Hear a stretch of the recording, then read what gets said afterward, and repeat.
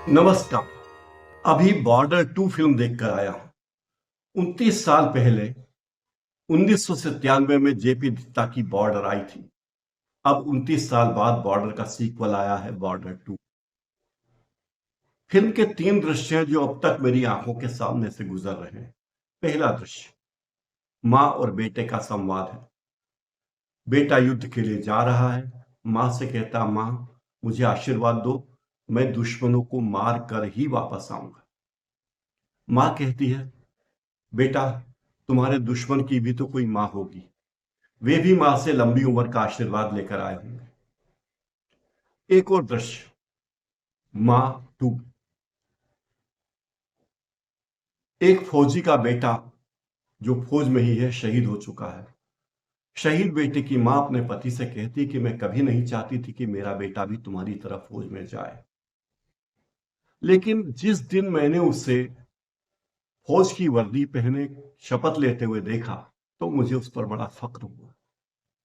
एक और दृश्य, मां बेटे का ही। बेटा जंग के लिए जा रहा है। मां से कहता है, मैं जा रहा हूं मां। मां कहती है, जाओ बेटा, तुम दोनों जंग जीत कर आओ।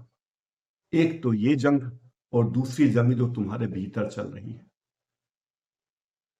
जेपी दत्ता ने बॉर्डर 2 में बड़ी बड़ी ही संजीदगी से फिल्म के पर्दे पर न केवल फौजियों की जिंदगी को उकेरा है, बल्कि उनके परिवारों की कहानी भी बहुत ही मार्मिक तरीके से पेश की है। वैसे तो ये एक्शन वार फिल्म बताया गया है इसे, लेकिन ये वार फिल्म से ज्यादा फौजियों के परिवारों की जिंदगी बताने वाली फिल्म है। उनकी चिंताएं क्या है, उनके सरोकार क्या है, उनकी जिंदगी में क्या क्या घट रहा है। जब वे कहते हैं कि हमारे साथ पूरा देश एक परिवार की तरह खड़ा है, तो क्या वास्तव में पूरा देश एक परिवार की तरह फौजियों के परिवार के साथ रहता है? ये सारी बात है। ये एक पेट्रियाटिक वार ड्रामा फिल्म है। कह सकते हैं कि ये बॉर्डर का स्पिरिचुअल सीक्वल है, जो भारत और पाकिस्तान के 1971 के युद्ध पर आधारित। उस बॉर्डर का, यानी जो पहले फिल्म बनी थी बॉर्डर, उसका संगीत दिल छू लेने वाला था। कई सीन बिल्कुल वास्तविक थे, क्योंकि कई असली टैंकों का उसमें उपयोग किया गया था, असली गोला बारूद का विस्फोटकों का उपयोग किया गया था। इस फिल्म में वीएफएक्स का उपयोग ज्यादा है, और वीएफएक्स में वो बात तो नहीं आती जो असली विस्फोटकों में या गोला बारूद में आती है। फिल्म की शुरुआत में जब टाइटल आते हैं और सनी देओल के नाम के नीचे ब्रैकेट में लिखा होता है, धर्मेंद्र जी के बेटे हैं, लेकिन कुछ ही पलों के बाद जब हान शेट्टी का नाम आता है, तब नीचे नहीं लिखा होता सुनील शेट्टी के बेटे। या जब वरुण धवन का नाम आता है, तब उनके नाम के नीचे ये नहीं लिखा हुआ आता कि डेविड धवन के बेटे।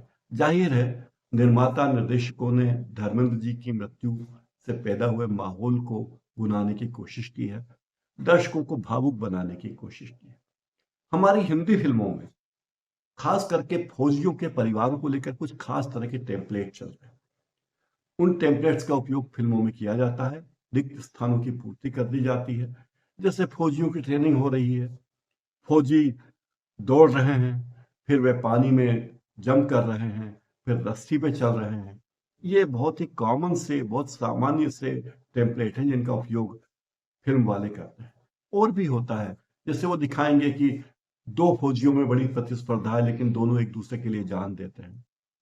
ऐसी फिल्मों में एक बात और होती है कि किसी फौजी की मां नहीं है, किसी फौजी के पिता नहीं है, किसी फौजी की पत्नी उससे मिलने को तरस रही है। ये सारी चीजें हैं। और टेम्पलेट की खास बातें तो ये है, जो आप फौजियों के परिवारों को देखते हैं। राखी के कुछ बड़े खास सीन होते हैं। इसी तरह माँ बेटे के दृश्य भी खास होते हैं। माओ का काम केवल तस्वीर बहाना होता है।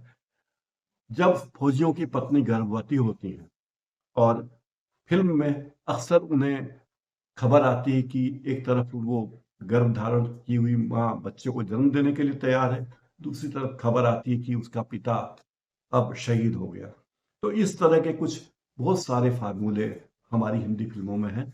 उस टेम्पलेट के आगे वो नहीं बढ़ पाते। इस फिल्म की खूबी यह है कि बॉर्डर की तरह इस फिल्म ने मनोरंजन का दामन भी पकड़े रखा है। फिल्म फिल्म का आधा हिस्सा जो है वो बैक स्टोरी बनाने में लगा है, फौजियों के परिवारों को जोड़ने में लगा है। अलग अलग किस्म के फौजी हैं, कोई वायुसेना में है, कोई थल सेना में है, कोई नेवी में है, और उन सब की परिवार की कहानी कमोबेश एक ही है। वार एकेडमी में वे सब लोग एक साथ ट्रेनिंग पाते हैं, और उनके जो शिक्षक होते हैं, प्रशिक्षक होते हैं, वो एक तरह से खड़ूस आदमी दिखाया जाता है, और वो हर बार ये कहता है कि मैं तो इनका भला चाहता हूँ, और इस तरह की बातें, यानी बहुत ही टेम्पलेट बना बनाया है, हम नई चीजें इस पर नहीं करते। सनी देओल ने इस फिल्म में आर्मी ऑफिसर का रोल किया है, जो पिछली फिल्म में भी था, और वरुण धवन भी इस फिल्म में आर्मी के ही ऑफिसर हैं। दिलजीत दोसांझ एयरफोर्स ऑफिसर हैं, और अहान शेट्टी जो सुनील शेट्टी के बेटे हैं, उन्होंने भी इस फिल्म में काम किया है, और वे नौसेना के अधिकारी बने। फिल्म का कोर जो है वो इमोशनल कोर है और पेट्रियाटिज्म है। 26 जनवरी यानी हमारा गणतंत्र दिवस आने वाला है, तो निर्माता निर्देशकों ने कोई भी कसर छोड़ी नहीं कि वो इसे कैसे भी करके भुनाए। इस फिल्म को बड़े स्केल पे बनाया गया है, क्योंकि इसमें नेवी, आर्मी और एयरफोर्स तीनों ही हैं, और बड़े टेक वार क्या है, एरियल डॉग फाइट क्या है, नेवल बेटल्स कैसे हैं, कैसे होते हैं, ये सब चीजें दिखाने की कोशिश की गई है। पनडुब्बियां कैसे समंदर के भीतर लड़ाइयां लड़ती हैं, और इन सब चीजों को कहीं वीएफएक्स के माध्यम से, कहीं विजुअल तकनीक से दिखाने की कोशिश की गई है। लेकिन बैटल सीन इतने लंबे खींच दिए हैं, इतने लंबे खींच दिए कि फिल्म 3 घंटे 19 मिनट की हो गई है। लेकिन दर्शकों को मानना पड़ेगा, उन्होंने इस फिल्म को कुर्सी से चिपक कर देखा। आमतौर पर फिल्म खत्म होने वाली होती है और अंत में एक आध गाना बजाते हैं, तो उस गाने में लोग उठकर चले जाते हैं, लेकिन जब तक फिल्म पूरी तरह बंद नहीं हो गई, एक दृश्य भी पर्दे पर रहा, लोग सिनेमा हॉल छोड़कर नहीं गए। दूसरी बात, जब लोग सिनेमा हॉल छोड़कर बाहर जा रहे थे, तो वे कोई खुसफुसाहट नहीं कर रहे थे, कोई बातचीत नहीं कर रहे थे, काफी गंभीर मुद्रा में थे, और कई लोगों की तो आंखों में आंसू थे। यानी फिल्म अपने मकसद में कामयाब हुई, इसमें कोई दो मत नहीं। पुरानी बॉर्डर से ये अलग इसलिए है कि उसमें केवल लोंगेवाल की लड़ाई पर फोकस था, इसमें तीनों सेनाओं पर फोकस है।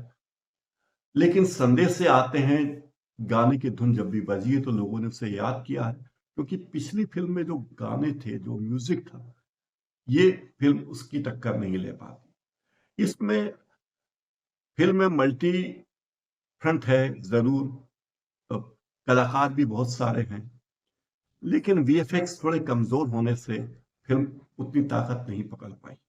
अनुराग सिंह ने बहुत अच्छी कोशिश की है, और ओरिजिनल की तरह बनाने की कोशिश की है। इसमें जेपी दत्ता की बेटी निधि दत्ता ने भी उनका साथ दिया है, लेकिन फिर भी फिल्म कोई बहुत ज्यादा प्रभावशाली नहीं बन पाई बॉर्डर की तुलना में। 26 जनवरी के मौके पर देखें तो लोगों को लगेगा कि राष्ट्र प्रेम की ज्वार है, राष्ट्र प्रेम की ज्वाला उफन रही है, तो लोगों को लगेगा कि हाँ, फिल्म देखी जा सकती है। भारतीय सेनाओं के बारे में फिल्म में परफेक्ट बातें बताई गई है। आप कुछ क्षणों के लिए सोच सकते हैं कि 1971 की लड़ाई कैसी थी, और तब से अब तक लड़ाई कितनी बदल चुकी है। अब जो युद्ध हैं वो समंदर के भीतर और आकाश के ऊपर होते हैं। जमीन के ऊपर जो युद्ध हो रहे हैं उनमें टैंकों का उपयोग कम है, और नए तकनीक आ गई है। अब नए तरीके के रॉकेट लॉन्चर आ गए हैं, जिनके ये बताती है कि युद्ध कोई वीडियो गेम नहीं है। युद्ध एक जटिल और जानलेवा प्रक्रिया है, और युद्ध का कोई हल नहीं है, युद्ध से किसी का भला नहीं होता। अगर आप पेट्रियाटिक फिल्म देखना पसंद करते हैं तो ये फिल्म आपको पसंद आएगी। अगर आपने पुरानी बॉर्डर देखी होगी तो ये फिल्म आपको और पसंद आएगी। परिवार के साथ आप ये फिल्म देख सकते हैं। फिल्म में हंसी मजाक के प्रसंग भी अच्छे दिखाए गए हैं, छोटे छोटे प्रसंग हैं, लेकिन दर्शक उन्हें देखकर भी मुस्कुरा सकता है। ये बात तय है कि युद्ध केवल हथियारों की जंग नहीं है, ये भावनाओं की जंग भी है, ताकत की जंग भी है। और मैंने देखा है आर्मी हेडक्वार्टर के करीब रहते हुए कि आर्मी के लोग वैसे नहीं है जैसा फिल्मों में दिखाया जाता है। वे इस तरह की डायलॉगबाजी नहीं करते। दूसरी बात यह कि आर्मी में जिस तरह की ट्रेनिंग होती है वो ट्रेनिंग बड़े से बड़े इंजीनियरिंग या मैनेजमेंट कॉलेज में भी नहीं मिलती, क्योंकि आप पाएंगे कि आर्मी का हर मेजर या कैप्टन अपने आप में एक मैनेजमेंट गुरु है।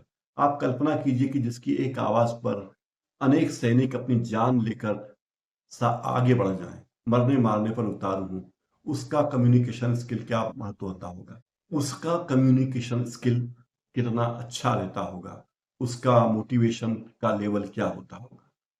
तो ये बात कहना कि आर्मी वाले लोग थोड़े एक तरह के एक खास टेम्पलेट में बंधे होते हैं, ठीक नहीं है।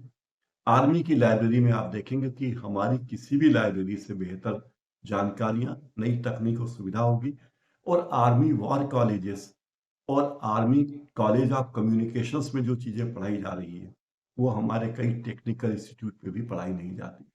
तो ये मौका है, फिल्म देख सकते हैं, आपको अच्छी लगेगी। लेकिन आप सोचिए कि इस एक खास तरह की टेम्पलेट में हमारे जवानों को और उनके परिवारों को बांध के रखना क्या ठीक है? आज इस कार्यक्रम में फिलहाल इतना ही। नमस्कार।